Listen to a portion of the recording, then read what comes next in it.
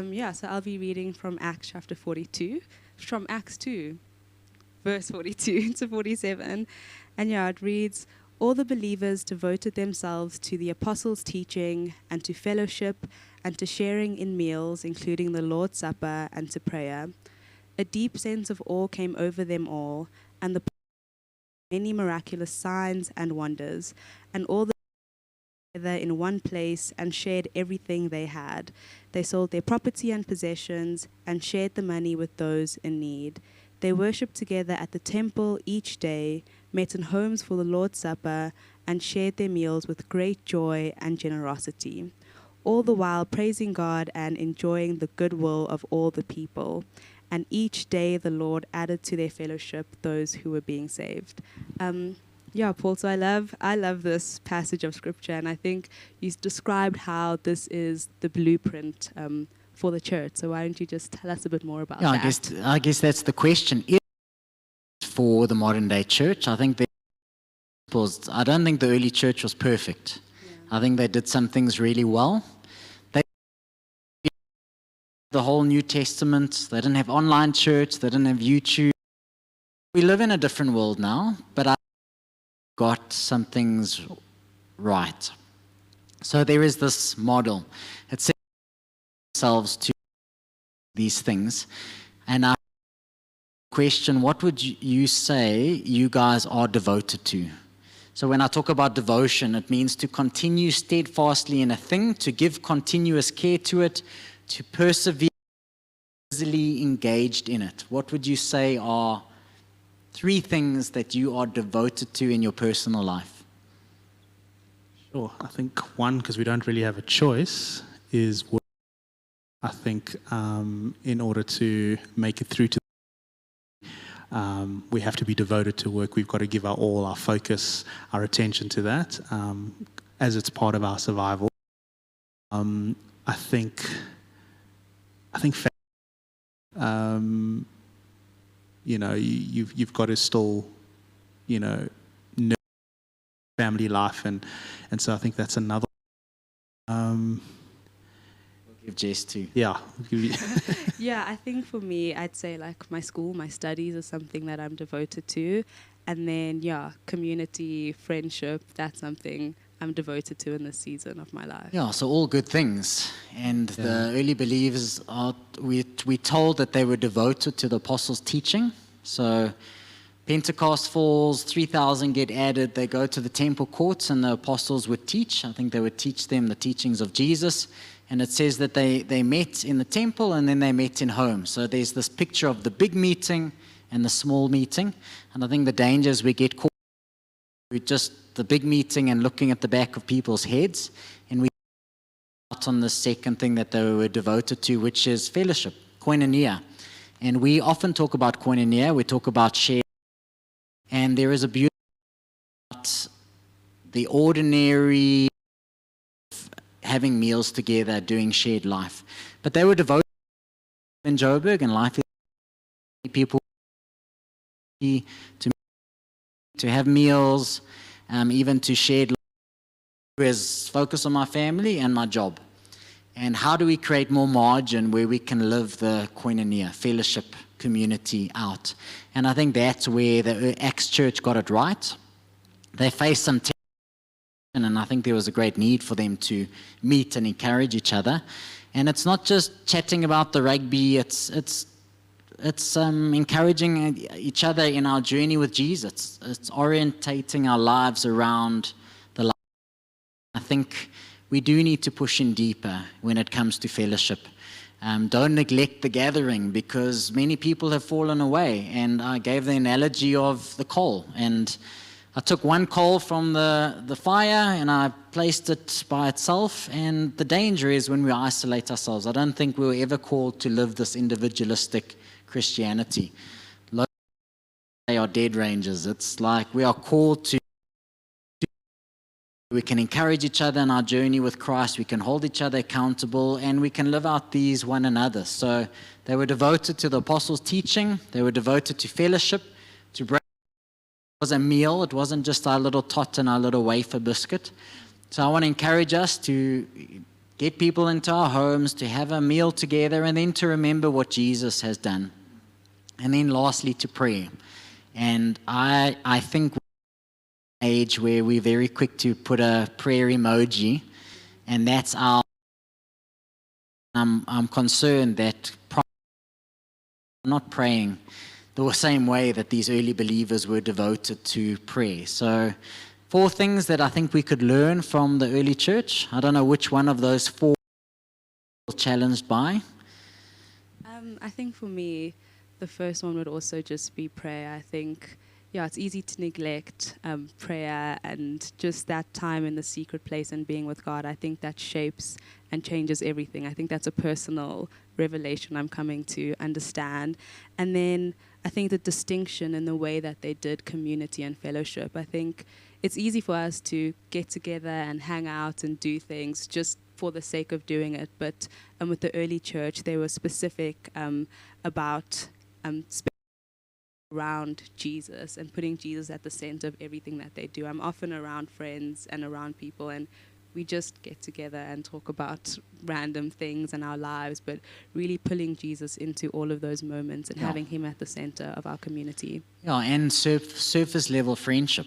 Yeah. I want to encourage us that community isn't given, it's forged. Yeah. And that takes time. Meeting together, working through your offenses. It takes friction to build deep fellowship and community. And it's really hard that people come to church and they have this expectation like, just give me community. No, you have to organically find it and meet with people and have them in your homes and go camping together and find ways to build. And don't just bait. The first time you have an offense or someone rubs you up the wrong way. We're all different. We have different ways of thinking. But if you persevere, thing can get formed. I think it's something you preached on, or Grant preached on a couple of years ago that's always stuck with me, and it's around topic around it's the rugged commitment to community. It's not this like smooth sailing, like there is that friction, and we often see it in certain things. Like friction can be the catalyst for something to start. So let's use the simple example analogy of you out in the fire. You of the sticks rubbing together to create something, and then it forth life. And so that commitment that we need to be committed, or the commitment of community that we need to be committed to, this thing is that there are very different people. We've got to learn to understand who the people are that are in our community. Like, to just be, I think you mentioned it a couple of weeks ago, like the fastest growing church are the ones that are just, everyone thinks and looks the same. They look the same. But what God's kingdom looks like is, and I think you go back to, I want to say Hebrews, but where it is there's no longer master, everybody's now under the word and the covering of Christ, and they're all seen at the same level. And it's a good, if you understand where, and no male, female, you understand in those days what that kind of community would have looked like. You would have a specific place. You would have had the slaves probably in a different room on the floor. You would have the women in a different room on the floor. And yet you get this beautiful picture. Everyone coming and everyone is now equal. And under this thing, in this community, there's now everyone has the same kind of opportunity to now build into this community. And so this rugged community, this rugged commitment to community is what we should be getting behind. So before you close, then there were 2 other things that stuck out in this passage. It says they sold their property and possessions and shared the money with those in need. There is this level of generosity that they had. There wasn't a need amongst those 3,000 people. Sure. That's frightening. Yeah. That people are willing to self-sacrifice for the sake of others. And they weren't best mates. Not like they were friends, but they met the need. And wow, Lord, you can teach us so much about being generous. I think we're so individualistic, me and what I can accumulate and save it and sit on it, versus saying, God, it's yours. And especially with this community that we're a part of. But I think that generosity speaks to something, it's like you have to get and know that to happen, because if we and we hear for ourselves, and community is me, but me, I think in that little conversation Monday morning or in a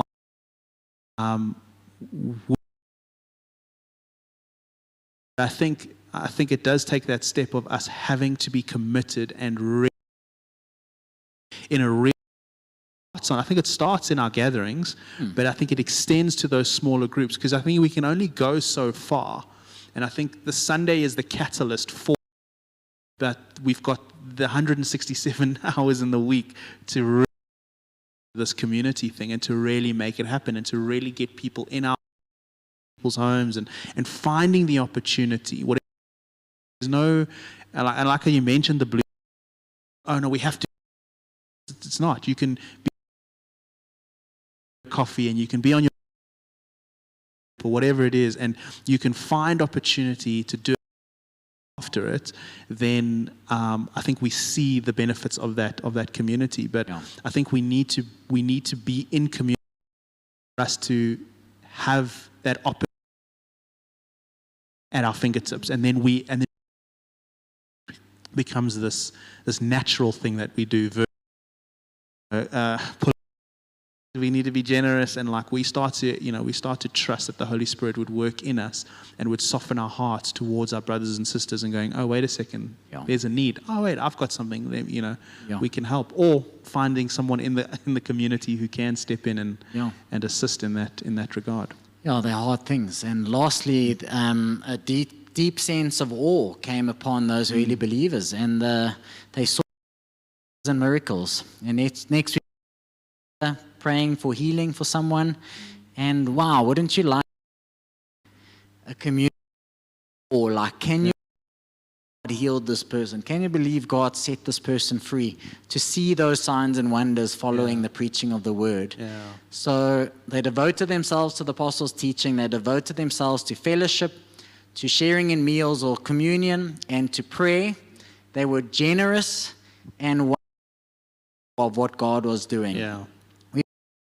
Everything with us. And this Acts series is exciting to see what God is birthing. So much more. Let's not settle for comfortable, what we're used to,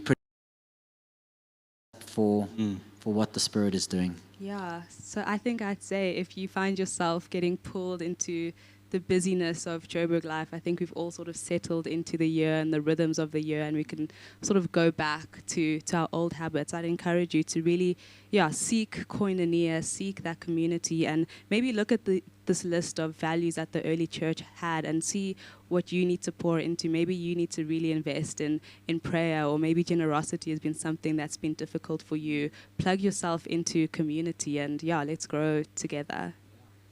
We trust that you've been encouraged by today's little chat, and that we would be a community that is devoted to these things, devoted to prayer, devoted to the community, and that we would see impact. Because I mean, you said 3 one day, and that doesn't speak of the continuum. How many people we're being impacted, and we community around us, and this. Community, the true community is to our community. And so we're going to see twofold. We're going to see a community that is devoted and to the word. See a community that's impacting the community around our world. And this is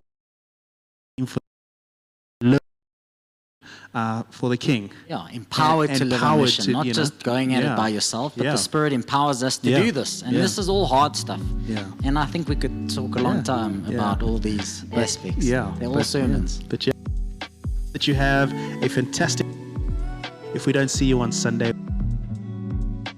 have a blessed week. Cheers.